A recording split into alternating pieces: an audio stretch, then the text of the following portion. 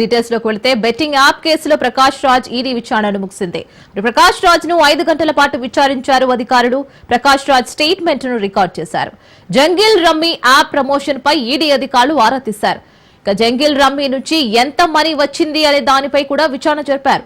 Jungle rummy app ద్వారా ఒక్క పైసా కూడా రాలేదని ప్రకాష్ రాజ్ స్టేట్మెంట్ ఇచ్చారు.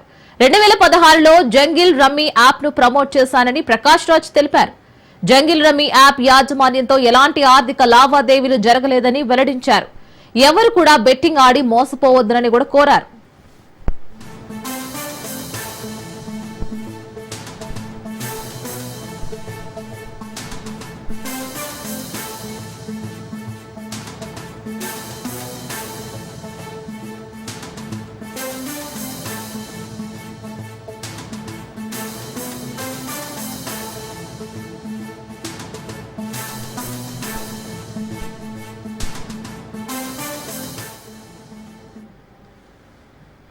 బెట్టింగ్ యాప్ గురించి ఈడీ వాళ్ళు పిలిచారు 30 రోజు రావాలని.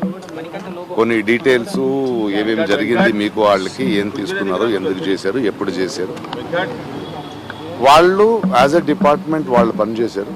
ఒక పౌరుడిగా నా రెస్పాన్సిబిలిటీ నేను వచ్చి డీటెయిల్గా వాళ్ళకి ఎక్స్ప్లెయిన్ చేసి ఇలా అప్పుడు చేశాను, అది తప్పని తెలిసి ఆ తర్వాత నేను చేయలేదు, అండ్ నాకు ఇప్పుడు దాకా ఏ పేమెంట్ తీసుకోలేదు, ఎందుకంటే నా మనసాక్షి పరంగా నేను తీసుకోలేదంటే వాళ్ళ అకౌంట్స్ అన్ని చూసి సరేనండి మీరు చెప్పాల్సింది చెప్పండి అని డాక్యుమెంట్ చేసుకొని మళ్ళీ రమ్మని లేదు అయిపోయి లేదు కదా నా దగ్గర ఎకనామికల్ ట్రాన్సాక్షన్ అదే చెప్పాను. ఏం లేదని చెప్పానండి, ఒకే ఒక యాప్ చేశాను 2016లో, అది వాళ్ళకి చెప్పాను. వాళ్ళు పని చేస్తున్నారు, వాళ్ళు ఎతుకుతున్నారు, వాళ్ళకి మనం కోఆపరేట్ చేయాల్సింది మన బాధ్యత. అందువల్ల వాళ్ళు చెప్పిన డేట్కి వచ్చి వాళ్ళకి కావాల్సింది ఇచ్చి బెట్టింగ్ యాప్స్ మీద ఆడకండి, మీరు స్వయంగా సంపాదించే దారి చూసుకోండి.